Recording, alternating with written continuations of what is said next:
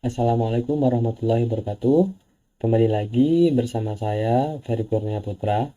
Pada video kali ini, kita akan melanjutkan materi sebelumnya, di mana sebelumnya kita sudah membahas tentang persamaan dan pertidaksamaan polinomial. Kali ini kita akan membahas persamaan rasional dan pertidaksamaan rasional. Kita harus mengingat kembali nih, bilangan rasional adalah bilangan yang dapat dinyatakan dengan bentuk pecahan. Jika A, B adalah elemen bilangan bulat, maka A per B dikatakan bilangan rasional dengan B tidak sama dengan 0 dan A serta B relatif prima. Lalu bagaimana dengan persamaan rasional? Nah, kita di sini sudah memiliki 4 buah persamaan sebagai contoh. Kita akan menentukan yang mana yang merupakan persamaan rasional. Ternyata bentuk pertama merupakan bentuk persamaan rasional. Yang kedua bukan, yang ketiga rasional, dan yang terakhir bukan. Dari pernyataan ini kita bisa mengetahui ciri-ciri dari persamaan rasional. Kita perhatikan persamaan yang pertama. Dia dikatakan persamaan rasional karena apa? Pada ruas kanan sudah bernilai 0. Dan selanjutnya penyebut memiliki variabel, di mana di sini variabelnya adalah variabel X. Itu alasannya mengapa pada bentuk kedua bukan merupakan persamaan rasional. Hal ini dikarenakan penyebut pada persamaan kedua tidak memuat variabel. Yang ketiga, penyebut memuat variabel, pembilang memuat variabel tidak memiliki masalah. Dan yang terakhir, penyebut memiliki variabel, Pak. Kenapa kok bukan merupakan persamaan rasional? Nah, jika kita perhatikan, saat kita menyederhanakan 4x min 2 menjadi 2 dikali x min 1, dan pada pembilang juga kita sederhanakan menjadi x dikali 2x min 1, maka x min 1 dapat kita coret. Sedemikian hingga pada penyebut tidak memuat variabel kembali. Jadi untuk menentukan persamaan rasional atau tidak, kita harus menyederhanakan persamaan tersebut terlebih dahulu dengan membuat ruas kanan sama dengan 0 dan pembilang serta penyebut tidak bisa disaling disederhanakan atau bentuknya sudah bentuk paling sederhana. Jika kita perhatikan secara geometris, kita bisa menggambarkan bentuk persamaan rasional sebagai berikut nih. Di sini sebagai contoh ada fungsi 2x min 1 per 4 min x. Nah, gambarnya seperti apa? Seperti yang ada pada layar ini. Sekarang kita perhatikan bahwa pada saat x sama dengan 4, di sini x-nya sama dengan 4. Nah, dia tidak pernah disentuh oleh kurva atau garis yang dibentuk oleh 2x min 1 per 4 min x. Garis ini yang tidak pernah disentuh, namun semakin lama semakin didekati, dinamakan dengan asimtot.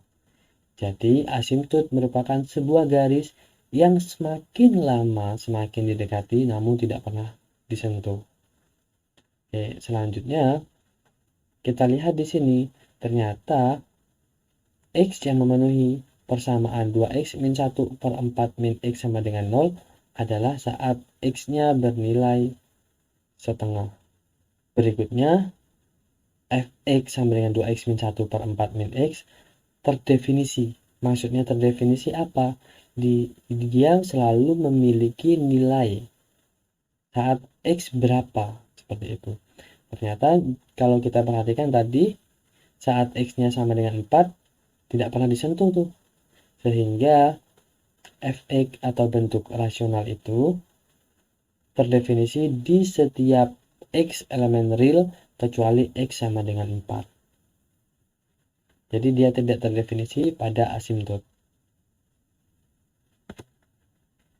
Nah, di sini kita akan belajar langkah-langkah untuk menyelesaikan persamaan rasional. Yang pertama, kita harus menyederhanakan persamaan sehingga ruas kanan sama dengan 0 dan fx per gx paling relatif prima atau sudah paling sederhana. Langkah yang kedua, setelah menyederhanakan, kita perhatikan apakah dia merupakan bentuk persamaan rasional atau bukan. Jika iya, kita lanjutkan ke langkah ketiga. Tentukan penyelesaian dengan syarat persamaan rasional, yaitu yang wajib diketahui adalah penyebutnya tidak boleh sama dengan 0. Sehingga penyelesaiannya adalah kita mencari akar-akar dari fx dan menentukan gx, di mana gx tidak sama dengan 0. Setelah menentukan penyelesaiannya, cara yang keempat, dengan menentukan akar-akar pembuat 0, maka didapatkan x sama dengan berapa tergantung dari faktornya, dan x tidak sama dengan berapa dilihat dari gx tidak sama dengan 0. Yang terakhir, kita akan menentukan bentuk fx per gx terdefinisi saat kapan? Saat x-nya tidak sama dengan sesuatu yang sudah kita cari sebelumnya. Agar lebih paham, kita langsung ke contoh soal. Di sini tentukan penyelesaian dari fx sama dengan 1. Dengan fx-nya adalah x kuadrat dikurangi 4x ditambah 8 dibagi x plus 2. Dan tentukan asimtot dari fx. Selanjutnya, berdasarkan jawaban yang telah kita dapatkan, maka kita harus mencari fx terdefinisi saat kapan. Oke, langsung ke pembahasan ya. Di sini kita harus menyederhanakan terlebih dahulu sesuai langkah-langkah. Sedemikian hingga pada ruas kanan tidak sama dengan 1 lagi, melainkan sama dengan 0. Caranya bagaimana? Kita tambahkan kedua ruas dengan negatif 1. Sehingga dihasilkan x kuadrat dikurangi 4x plus 8 dibagi x plus 2 dikurangi 1 sama dengan 0. Selanjutnya kita buat negatif 1 memiliki penyebut yang sama yaitu x plus 2. Sedemikian hingga didapatkan x kuadrat dikurangi 4x plus 8 dikurangi x dikurangi 2 dibagi x plus 2 sama dengan 0. Nah, dengan mengoperasikan pembilang didapatkan x kuadrat dikurangi 5x plus 6 dibagi x plus 2 sama dengan 0. Kita faktorkan pembilang menjadi x min 3 dikali x min 2. Nah, sekarang apakah bisa dicoret pembilang dan penyebut? Ternyata tidak. Dan ini adalah bentuk yang paling sederhana. Sehingga karena penyebut masih memuat unsur variabel x, maka dapat dikatakan persamaan ini merupakan persamaan rasional. Langkah berikutnya, kita mencari akar-akar dari pembilang atau pembuat 0 dari pembilang dan memenuhi syarat persamaan rasional, yaitu penyebutnya tidak boleh sama dengan 0. Maka dengan menentukan nilai x didapatkan x sama dengan 3 atau x sama dengan 2 dan x tidak boleh sama dengan negatif 2.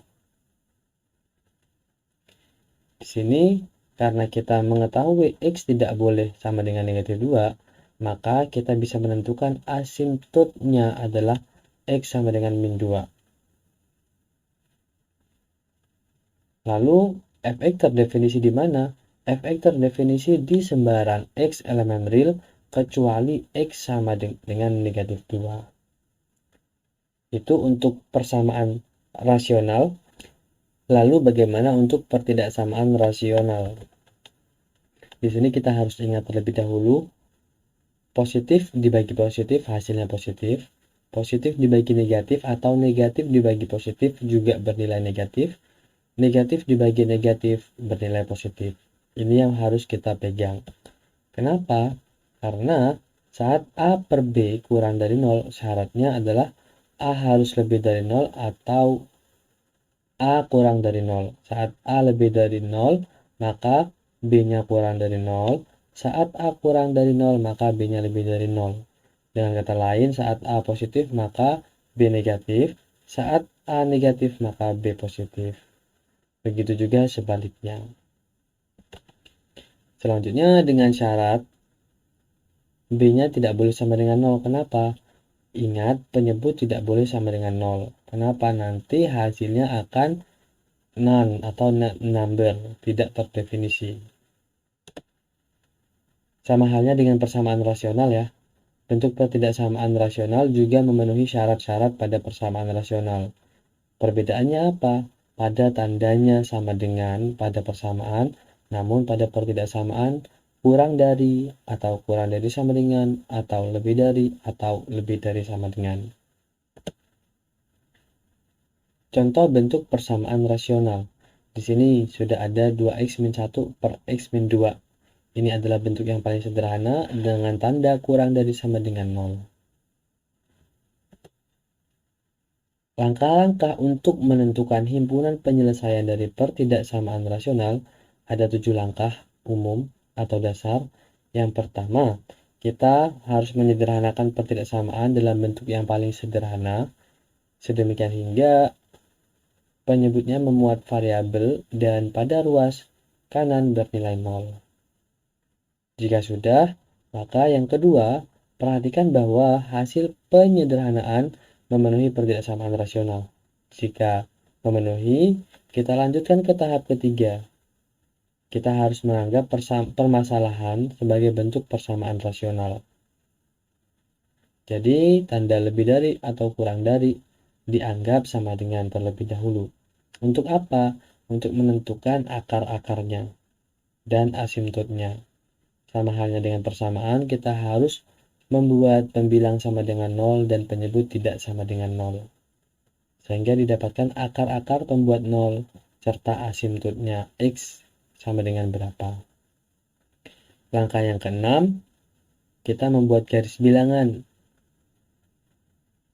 dengan masing-masing interval harus memuat akar-akar tersebut dan nilai asimtotnya, yaitu X sama dengan berapa. Dan juga harus memperhatikan saat soalnya memuat sama dengan, maka jendulannya berwarna hitam atau tidak polos. Dan yang terakhir, kita harus menentukan himpunan penyelesaian dengan ketentuan jika soalnya lebih dari atau lebih dari sama dengan, maka kita harus mengambil interval positif. Jika soalnya kurang dari atau kurang dari sama dengan, maka yang kita ambil adalah interval negatif. Agar lebih paham, mari kita langsung ke contoh soal berikut. Di sini ada soal, tentukan himpunan penyelesaian dari f(x) lebih dari sama dengan 1. Soal ini sama dengan soal persamaan tadi ya, hanya tandanya aja menjadi lebih dari sama dengan. Yang ditanyakan, kita diminta untuk menentukan himpunan penyelesaian dan menentukan asimtot dari f(x), serta mendefinisikan f(x) terdefinisi pada x sama dengan berapa. Dengan cara yang sama seperti persamaan tadi, karena soalnya sama ya, hanya tandanya lebih dari sama dengan, maka kita harus mencari akar-akarnya terlebih dahulu. Didapatkan X sama dengan 3 atau X sama dengan 2 atau X tidak sama dengan negatif 2, di mana karena X tidak sama dengan negatif 2, maka asimtotnya adalah X sama dengan negatif 2. Selanjutnya, karena kita sudah punya bahan X sama dengan 3 atau X sama dengan 2 dan X tidak sama dengan negatif 2, kita bisa membuat garis bilangan sebagai berikut. Nah, pada bentuk ini, kita perhatikan jendelanya masih polos semua. Ingat, karena soalnya lebih dari sama dengan, dia memuat tanda sama dengan, maka kita harus memberi jendolan pada akar-akarnya, hanya pada akar-akarnya. Untuk X sama dengan negatif 2, dia tidak memuat jendolan. Jadi untuk nilai X yang didapatkan dari penyebut tidak pernah memiliki jendolan. Seperti itu. Kenapa? Karena saat X sama dengan negatif 2 itu terlarang. Itu kenapa di sini bentuknya X tidak sama dengan negatif 2. Oke, karena kita sudah belajar cara memberi tanda, ternyata didapatkan min, plus, min, plus. Dari sini kita beri tanda kotak pada interval bertanda plus atau positif, karena soalnya lebih dari sama dengan, sehingga didapatkan nilai X-nya antara negatif 2 sampai 2, dan 2-nya merupakan bagian dari X. Sehingga ditulisnya min 2 kurang dari X kurang dari sama dengan 2. Dan di sini X lebih dari sama dengan 3. Kenapa ada sama dengannya? Karena jendelanya hitam, sehingga 3 ikut dalam X atau termuat pada X sebagai himpunan penyelesaian. Agar lebih rapi, kita tuliskan himpunan penyelesaiannya adalah X sedemikian hingga negatif 2 kurang dari X kurang dari sama dengan 2 atau X lebih dari sama dengan 3. Untuk lebih meningkatkan pemahaman kita, silakan diperhatikan latihan soal berikut, dikerjakan pada kertas kosong, lalu dikumpulkan pada pertemuan berikutnya saat pembelajaran Bapak, baik absen ganjil maupun absen genap. Jika tidak bertemu dengan Bapak saat pembelajaran, silakan dikumpulkan di ruang guru. Kurang lebihnya mohon maaf. Assalamualaikum warahmatullahi wabarakatuh.